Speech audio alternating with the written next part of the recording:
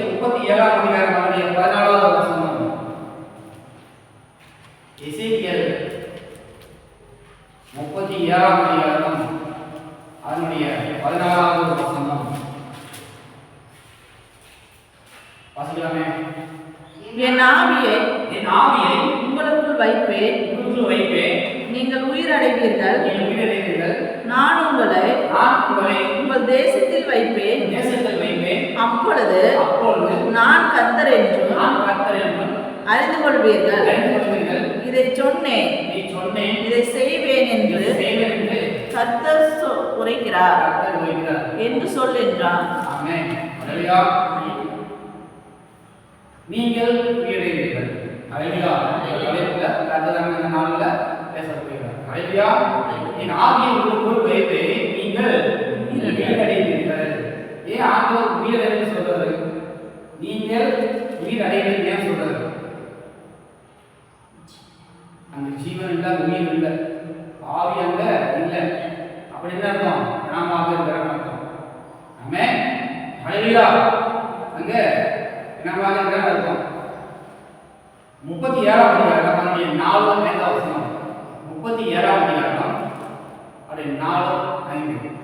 அப்பொழுது அவர் நீ இந்த எலும்புகளை குறித்து தீர்க்க தரிசனம் உரைத்து அவர்களை பார்த்து சொல்ல வேண்டியது என்னவென்றால், உலர்ந்த எலும்புகளே,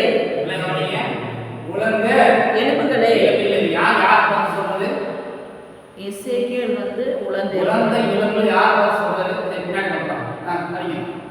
உலர்ந்த எலும்புகளே, கர்த்தருடைய வார்த்தையை கேளுங்கள். 5ஆம் வசனம். கர்த்தராகிய ஆண்டவர் இந்த எலும்புகளை நோக்கி, இதோ நான் உங்களுக்குள் ஆவியை பிரவேசிக்க பண்ணுவேன், அப்பொழுது உயிர் அடைவீர்கள்.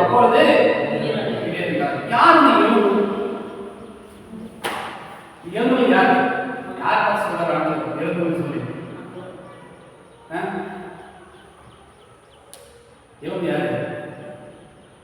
சரி, 37ஆம் அதிகாரமுடைய 11ஆம் வசனம் வாசிக்கலாமே. 37 அதனுடைய 11ஆம் வசனம். 37:11. அப்பொழுது அவர் என்னை நோக்கி, மனுபுத்திரனே, இந்த எலும்புகள் இஸ்ரவேல் வம்சத்தார் அனைவருமே. இதோ அவர்கள் எலும்பு சொல்றது யாரு? இஸ்ரவேல் சொல்றது நம்ம அனைவரும் தான். அப்ப எலும்பு என்ன சொல்றாங்கன்னா, அவர்கள் எங்கள் எலும்புகள் உலர்ந்து போயிற்று. நான் சொல்றது எங்கள் எலும்புகள் உலர்ந்து போயிற்று. எங்கள் நம்பிக்கை அழிந்து போயிற்று. எங்கள் எலும்புகள் உலர்ந்து போயிற்று. எங்களுக்கு வாழ்க்கை வீணா போயிடுச்சு. உலர்ந்து போயிடுச்சுனாங்க. நல்ல ட்ரை கண்டிஷன், ட்ரை சுக்குமா இருக்கும். இஞ்சி அது சுகர் இருக்கும், நல்லா காஞ்சி அப்படி எப்படி நல்ல ஸ்ட்ராங்கா இருக்கும். இந்த மாதிரி தான் உலர்ந்த எலும்புகள். இல்லையா? என் எலும்பு என்னாச்சுன்னா உலர்ந்து போச்சு. வாழ்க்கை வீணா போச்சு, ஒண்ணுமே இல்லை, முடிஞ்சு போச்சு. அடுத்தது எங்கள் நம்பிக்கை அற்று போயிற்று. என்ன பண்ண முடியும்? நீளுமா மீளாதா? நம்பிக்கை பற்றி இருந்துச்சு, நம்பிக்கை இல்லையே அப்படின்னு ஆசைப்போது அந்த எலும்புகள் சொல்றாங்க, எங்க எலும்பு உலர்ந்து போச்சு. ஆமே, நம்பிக்கை விசுவாசம் இல்லாம போச்சு. அடுத்தது நாங்கள் அறுப்புண்டு போகிறோம் என்றார்கள். அறுப்புண்டு போகிறோம். இருக்கிற ஸ்தானத்திலிருந்து நாங்கள் என்ன பண்ணுறோமா? வெள்ளிக்கு நாங்கள் அறுக்கிறோம், போகிறோம். அறுப்புண்டு ஒரு கிளை வெட்டணும்னா அந்த கிளை வெட்டி கீழே விழுந்துடும். அந்த வெட்டின கிளைக்கு மரத்து சம்பந்தம் இருக்காது. அறுப்புண்டு போகிறோம். ஆமே. அப்ப ஃபர்ஸ்ட் படிக்க முடியும். அப்பொழுது அவர் என்னை நோக்கி மனுபுத்திரனே, இந்த எலும்புகள் இஸ்ரவேல் வம்சத்தார் அனைவருமே. எலும்பு யாரு? நாம. அப்போ நம்ம வாழ்க்கையில சொல்ற காரியம் அடுத்த வரைக்கும் படிக்கணும். இதோ அவர்கள் எங்கள் எலும்புகள் உலர்ந்து போயிற்று. எங்கள் எலும்புகள் உலர்ந்து இருக்குது. சரீரத்துல பலவீனம், வியாதி, நோயினால என்னமா உலர்ந்து போயிடுச்சு. எலும்பு மஜ்ஜை இல்ல, எலும்பு மஜ்ஜையில எப்படி இருக்குது, காஞ்சி இருக்குது. எங்கள் நம்பிக்கை அற்று போயிருக்குது. விசுவாசமே இல்ல, நம்பிக்கை விசுவாசம் அற்றுச்சு. இனி நடக்குமா நடக்காது, இனிமேல் ஏதாவது செய்ய முடியுமா, அற்றுச்சு. அருகுண்டு போகிறோம். தேவனுடைய சமூகத்தை விட்டு அருகுண்டு விலகி போகிறோம். ஆமென். மரணிக்கிறான தேவனுடைய சமூகத்தை விட்டு நம்ம என்ன பண்றோம், அருகுண்டு போகிறோம். வெட்டப்பட்டு கீழே எப்படி இருக்கான், தள்ளி போயிடுச்சு. ஹல்லேலூயா. ஒடிஞ்சிருந்தா என்ன ஒட்டிட்டு இருக்கும்.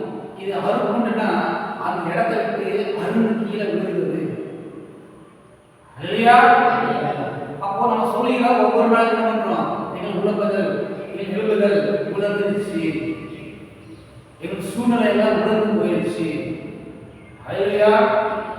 திரும்ப அது எப்படி நல்லா வருமா, கடைசி நல்லா வருமா, உலர்ந்து போன எலும்பு திரும்ப வருமா? கர்த்தர் சொல்கிறார், என் ஆவியை உங்களுக்குள்ளே பிரவேசிக்க பண்ணுவேன், நீங்கள் உயிரடைவீர்கள். ஹல்லேலூயா.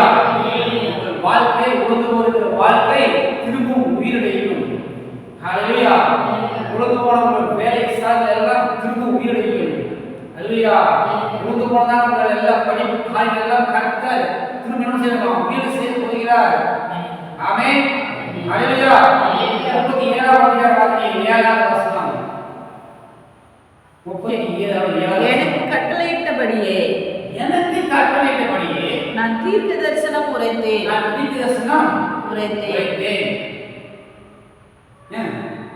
தீர்க்க தரிசனம் உரைக்கையில் ஒரு இரைச்சல் உண்டாயிற்று.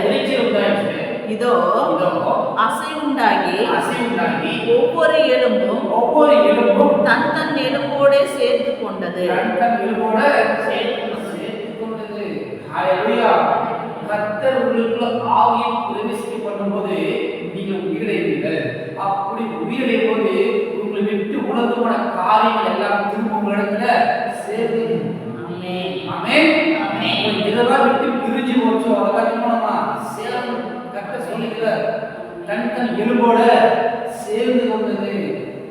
ஹல்லேலூயா. உங்களை விட்டு பிரிஞ்சு போன சந்தோஷம், விட்டு பிரிஞ்சு போன சமாதானம் கர்த்தர் மீண்டும் உங்க குடும்பத்துல, உங்க ஸ்தலத்துல நீங்க என்ன பண்ணலாம், சேர்த்து போகிறார். ஹல்லேலூயா. நீங்கள் உயிரடைவீர்கள். ஆமென். நீங்கள் உயிரடைவீர்கள். ஆதியாகமம் 2ஆம் அதிகாரத்திலே 7ஆவது வசனம் இப்படியாக சொல்கிறது. ஆதியாகமம் 2ஆவது அதிகாரம் 7ஆவது வசனம். மனுஷனை பூமி மண்ணாலே உருவாக்கி ஜீவசுவாசத்தில் அவர் நாசியில் ஊதினார். மனுஷன் ஜீவாத்மானான். ஹல்லேலூயா. அப்ப மனுஷனுக்கு ஆவி கொடுத்தது யாரு? கர்த்தர். ஏற்கனவே சொல்லியிருக்கேன், உலகத்திலேயே முத சிபிஆர் பண்ணது யாருன்னா கர்த்தர் தான். அதானே சிபிஆர், கௌதமாவா சிபிஆர். ஹல்லேலூயா. கார்டியோ பல்மனரி ரிசர்ச், அதாவது தமிழ்ல பார்த்தா உயிர் மீட்பு சுவாசம். உயிர் மீட்பு சுவாசம். ஒரு மனுஷனுக்கு உயிர் மீட்பு சுவாசம் கொடுக்கணும்னா சுவாசத்தை கொடுக்குறது தான் உயிர் மீட்பு சுவாசம். ஹல்லேலூயா. ஆமென். யாத்திராகமம் 20ஆம் அதிகாரம் 3ஆவது வசனம். யாத்திராகமம் 20ஆம் அதிகாரம் அதனுடைய 3ஆவது வசனம்.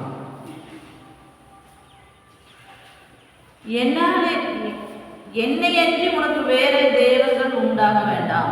என்னையின்றி வேற தேவர்கள் உனக்கு உண்டாக வேண்டாம்.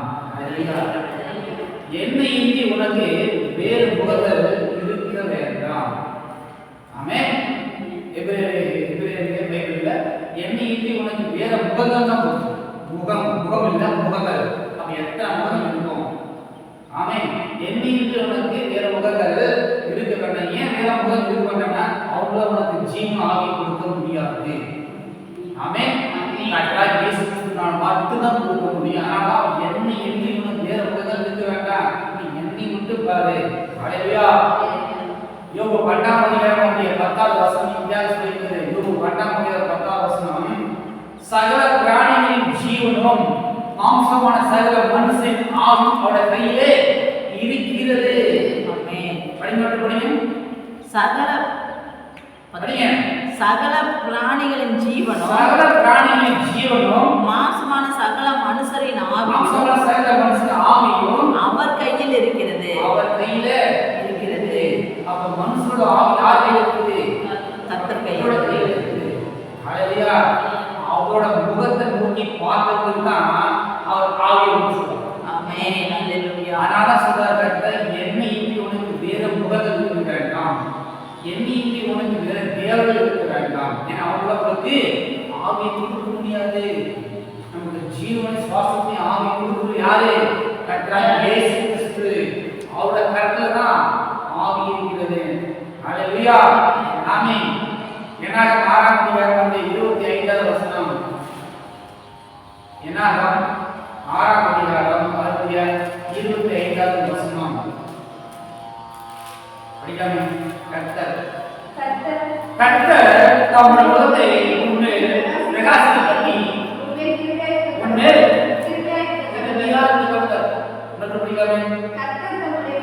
கர்த்தர் தம்முடைய முகத்தை உன்மேல் பிரகாசிக்க பண்ணி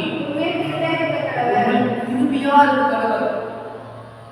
கர்த்தர் தம்முடைய முகத்தை யார் மேல் பிரகாசிக்கிறாங்க? நம்ம மேல பிரகாசிக்க பண்ணுகிறார். ஹalleluya. ஆமென். ஆமென். ஒரு ரூம்ல ஒரு லைட் போட்டோம்னா வெளிச்சம் எங்க இருக்கு? ரூம் படிக்கும் வெளியே நிக்குமா? ஒரு ரூம்ல 10 கேட்ட ரூம்ல லைட் போட்டோம்னா வெளிச்சம் வந்த வீட்டுக்கு அடிக்குமா இல்ல வெளியே வேற அடிக்குமா? உள்ளதான் இருக்கு. ஆமென். அப்போ என்னையும் உனக்கு முகத்தை தேர்ந்தெடுக்க வேண்டாம்.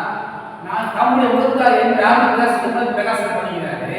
அப்போ நாம அவர் முகத்தை பார்க்கும்போது மட்டும்தான் நமக்கு பிரகாசம் இருக்கும். அவர் முகத்தை பார்க்கும்போது நமக்கு சுவாசம் இருக்கும். அந்த ரூம் விட்டு வெளியே போனோம்னா வெளிச்சம் இருந்தாலும் வெளியே வெளிச்சம் இருக்காது. நம்ம அவர் முகத்தை விட்டு திருப்பி வெளியே போனா முகத்தை காட்டி வேற போனோம்னா நம்ம வந்தா அவர் சுவாசம் நமக்கு இருக்காது. சுவாசம் இல்லாதனால ஆவி இல்லாதனால அந்த ஜீவன் இல்லை. அப்படின்னா உலகத்தை இருக்கு போல அறிவில்லை. ஏன் வாழ்க்கை உலகத்தை எவ்வளவு இருக்குது? சுவாசம் இல்லை, கர்த்தருடைய சுவாசம் இல்லை. ஏன் சுவாசம் இல்லை? அவருடைய முகத்தை விலகி போகும். ஆமென். சீரியல் கொடுக்கும்போது முகம் வாய் கொடுக்கும்போது தான் கொடுக்க முடியும். ஹalleluya. கொடுக்க முடியாத வருஷத்துக்கு முன்னாடி நான் காத்து போயிட்டு சொல்றா போமா போகாது. அப்போ கர்த்தருடைய முகத்துக்கு நேரா நம்முடைய முகம் இருக்க வேண்டும். ஹalleluya. உங்களுடைய முகத்தின் ஒளி மீது பிரகாசம் பண்ணி அப்போதான் ரட்சிக்கப்படுவேன், காப்பாற்றப்படுவேன்.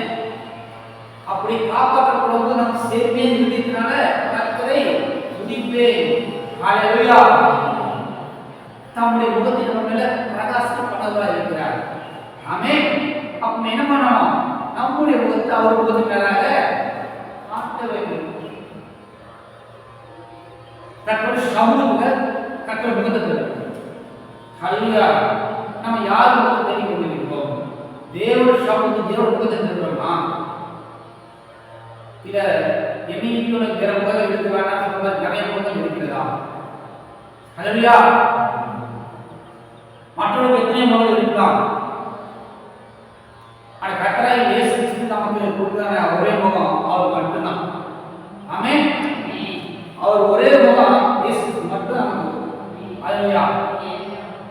எசேக்கியேல் 37:10 வசனம். எசேக்கியேல் 37:10 வசனம்.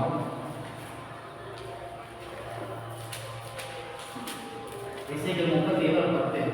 எனக்கு கற்பிக்கப்பட்டபடி நான் தீர்க்க தரிசனம் உரைத்தேன். அப்பொழுது ஆவி அவர்களுக்குள் பிரவேசிக்க அவர்கள் உயிரடைந்து காலூன்றி மகா பெரிய சேனையாய்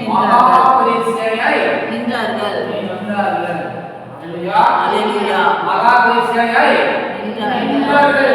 எப்பொழுது? ஆவி பிரவேசிக்கும் போது கர்த்தருக்காக துணை புரியுமா கால் ஊன்றி நிற்க முடியும். ஏன் கர்த்தருக்காக கால் ஊன்றி நிற்க முடியல? ஏன்னா எலும்பு உலர்ந்து போச்சு, நம்பிக்கை இல்லை, அற்று போயிட்டோம். அதனால கர்த்தர் கூட கால் ஊன்றி நிற்க முடியல.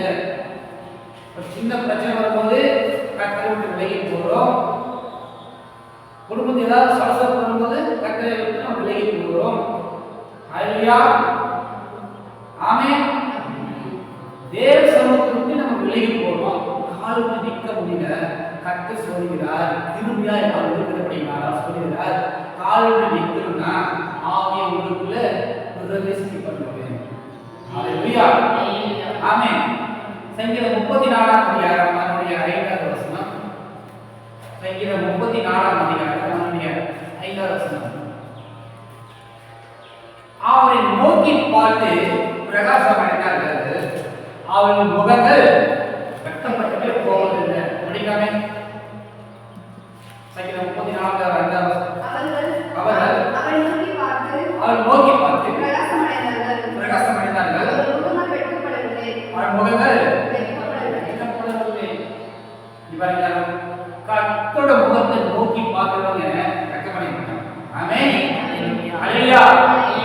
நீ யார் முகத்தை நோக்கி பார்க்குறீங்க? ஏன் உங்களோட வாழ்க்கையில ஏன் வெட்கம் உண்டாகிறது? நம்ம பார்க்கக்கூடிய முகத்தை பார்க்கலாம். ஆமென். மனுஷன முகத்தை பார்க்கும்போது நமக்கு வெட்கம் உண்டாகிறது.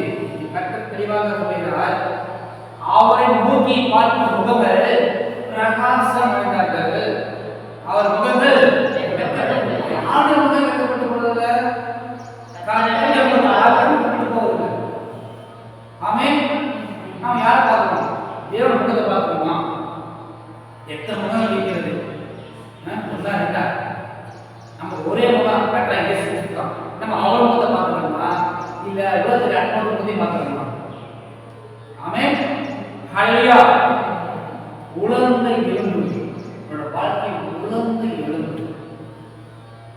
அது உலர்ந்த எலும்பு பள்ளத்தாக்கிலே கர்த்தராகிய இயேசு கிறிஸ்து ஒரு ஆவியானவர் உலர்ந்த எலும்பு உயிர்ப்பிக்க செய்கிறார்னா நம்முடைய வாழ்க்கை ஒழுங்கு எல்லா காரியங்களும் கர்த்தர் வீடு செய்வார். ஆமென், ஹல்லேலூயா, ஆமென். ஒழுங்கு எல்லா காரியம் கர்த்தர் வீடு செய்வார். ஆவி ஆத்மா சரீரம் உலர்ந்து போயிடுச்சா, ஜெபிக்க முடியலையா, துதிக்க முடியலையா, ஆராதிக்க முடியலையா, அந்த காரியத்தை கர்த்தர் ஒரு உயிர்ப்பிச்சு தருவார்.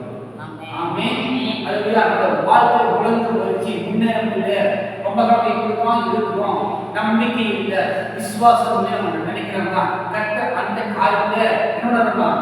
வீடு செய்வார். ஹல்லேலூயா. உலர்ந்த எலும்பு, உலர்ந்த எலும்பு அது எப்படி இருக்கு? உலர்ந்த எலும்பு. ஆமென்.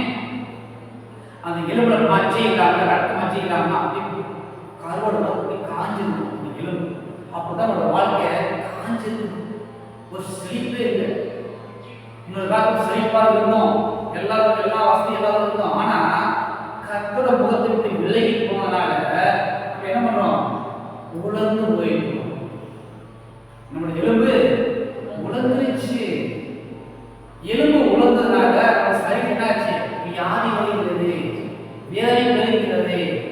ஹல்லேலூயா. ஒரு மனுஷனுக்கு சத்து விட்டமின் என்னமா? எலும்பு தான். அந்த எலும்புல இருக்கிற மஜ்ஜை, எலும்பு தான் ரத்தத்தை என்னமா உருவாக்குறது எலும்பு தான். அந்த எலும்பு ட்ரை ஆச்சுன்னா வராத வியாதிகளாக வரும். ஆமென். வியாதி எல்லாம் வர காரணம் தான் எலும்பு உலர்ந்து போகக்கூடாது. ஹல்லேலூயா. அதுக்கு என்ன பண்ணணும்? விட்டமின் சொல்லணுமா? ஹல்லேலூயா. கர்த்தருடைய முகத்தை பார்க்க வேண்டும். கர்த்தருடைய முகத்தை பார்க்கும்போது ஒரு ஆவி நமக்குள்ள பிரவேசிக்க பண்ணுகிறார். ஒரு ஆவி நமக்குள்ள பிரவேசிக்க பண்ணும்போது நம்ம எல்லா காரியமும் கேடு செய்யறவங்களா இருக்கிறோம். ஹல்லேலூயா, ஆமென், ஹல்லேலூயா. யாத்ரா 20ஆம் வசனம், யாத்ரா 20ஆம் வசனம்.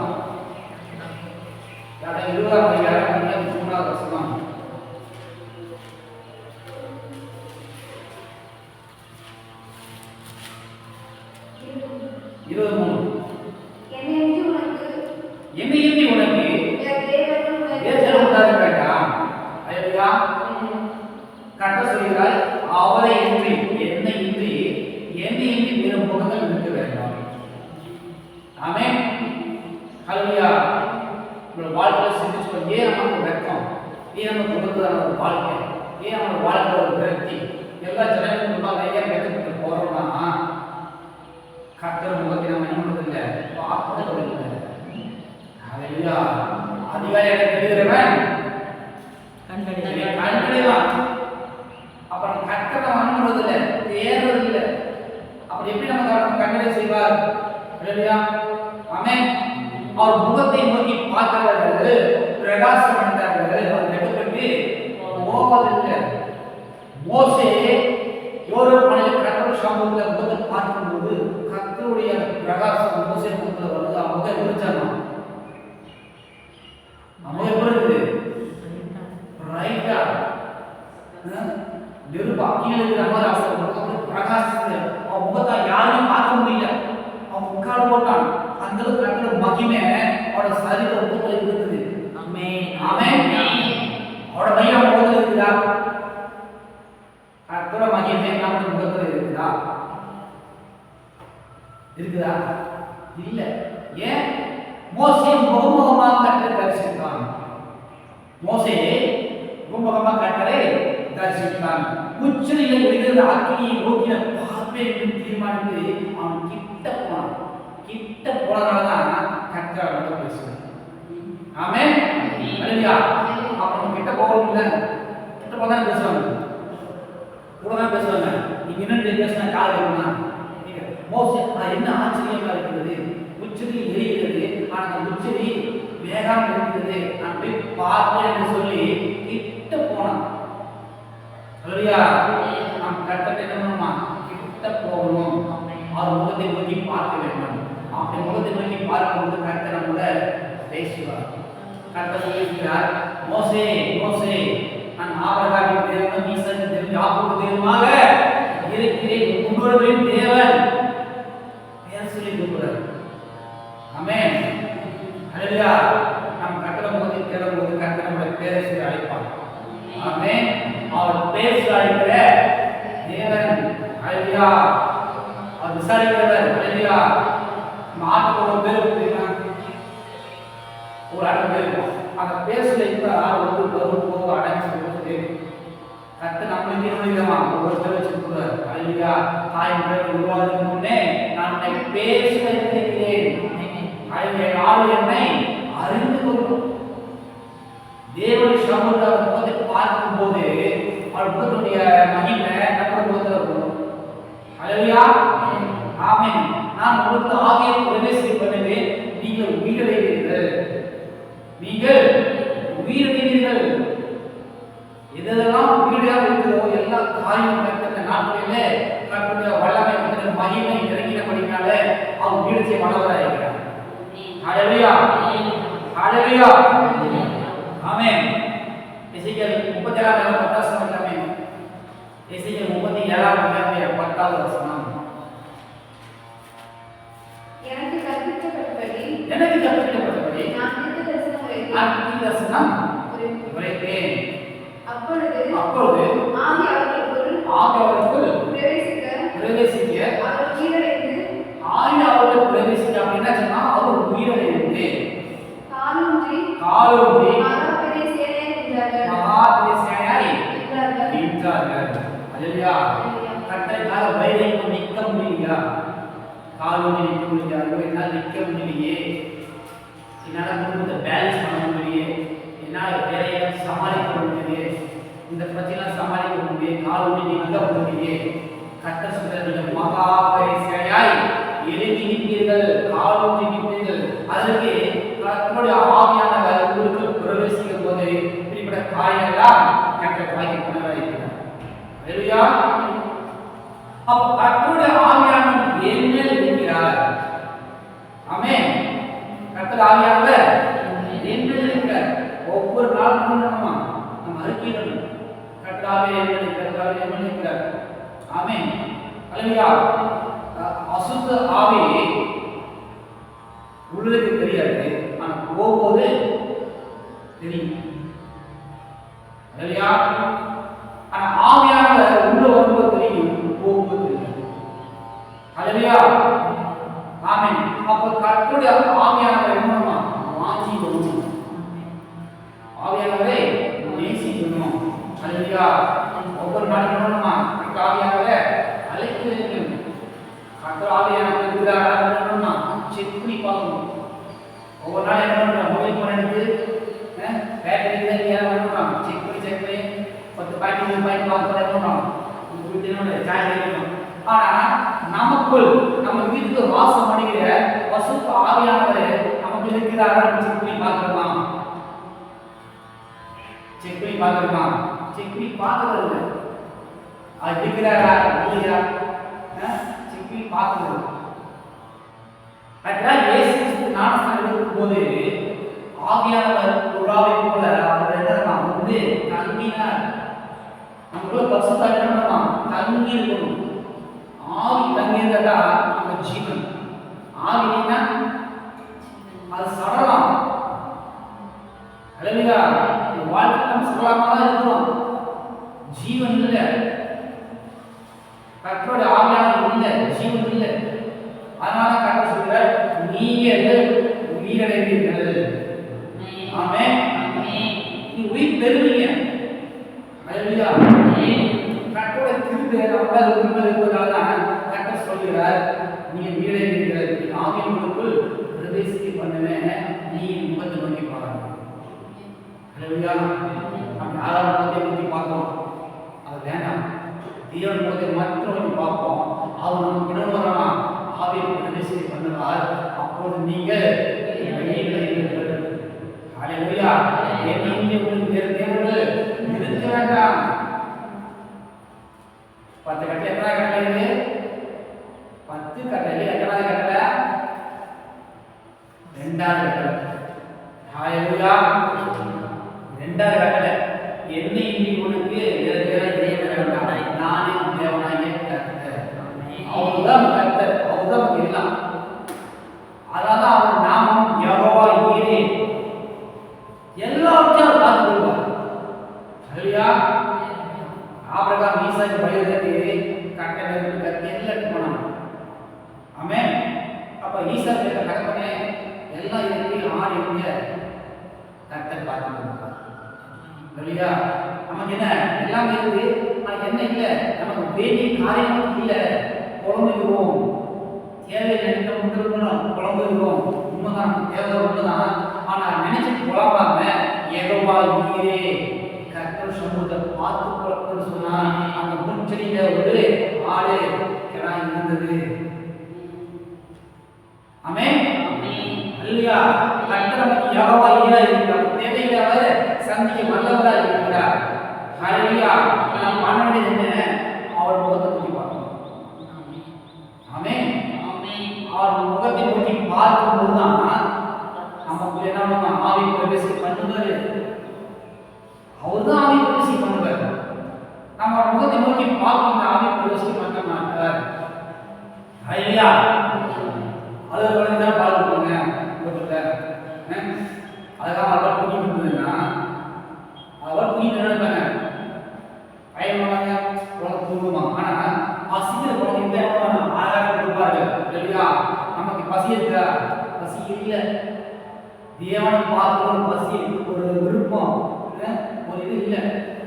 கர்த்தரை நான் முகமாக பார்ப்பேன்னு மோசே சொல்லிட்டு கிட்ட போய் பார்க்கணும். நம்ம கிட்ட போறோமா? எட்டி தான் போகணும். ஏன்? கர்த்தரை செய்ய இளம்புலாம் உலகம் போச்சு. என் நம்பிக்கை விசுவாசம் இல்லை.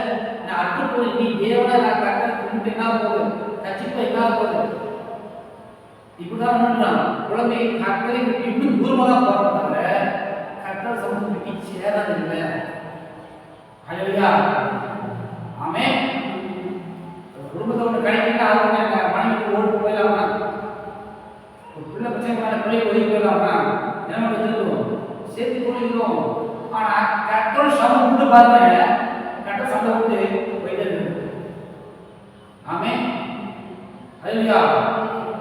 அதை வெட்டி விலகுதா ஜனங்கள் உலகம் கூட சொல்றாரு. என் பிரமாணத்தை எண்ணி விட்டு விலகி போனீங்கன்னா அவன் கொலை செய்யணும்னு சொல்றாரு. என்ன செஞ்சு வர்றாரா? நம்முடைய வருமானத்தை, நம்முடைய சந்தோஷத்தை, நம்முடைய சமாதானத்தை எல்லாம் என்ன ஆகும்? எல்லாம் இழந்து போயிருக்கும். அப்படி இழந்து போகும்போது பார்த்து ஜனங்கள் என்ன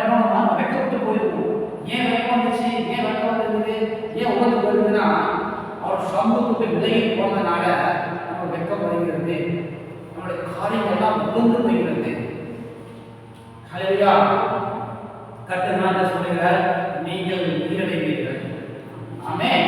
நீங்கள் வீரடைவீர்கள். உங்களுடைய ஆவி பரிசுத்தம் பண்ணுவேன், நீங்கள் வீரடைவீர்கள். ஹல்லேலூயா. ஹல்லேலூயா. 37ஆம் அதிகாரம் 4 வசனம் சொல்லுங்க. எசேக்கியேல் 34ஆம் அதிகாரம் அப்பொழுது அவர் நீ இந்த எலும்புகளை குறித்து தீர்க்க தரிசனம் உரைத்து அவைகளை பார்த்து சொல்ல வேண்டியது என்னவென்றால், உலர்ந்த எலும்புகளே, கர்த்தருடைய வார்த்தையை கேளுங்கள்.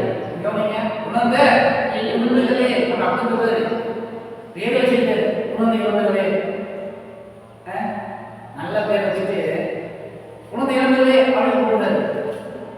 ஹல்லேலூயா. இதே பாருங்க, இயேசு சொல்கிறார், அற்ப விசுவாசியே, ஏன் சந்தேகப்பட்டேன்? அற்ப விசுவாசி. இங்க சொல்லுகிற உணர்ந்த எலும்புகளே, கர்த்தருடைய வார்த்தையை கேளுங்கள். படிங்க.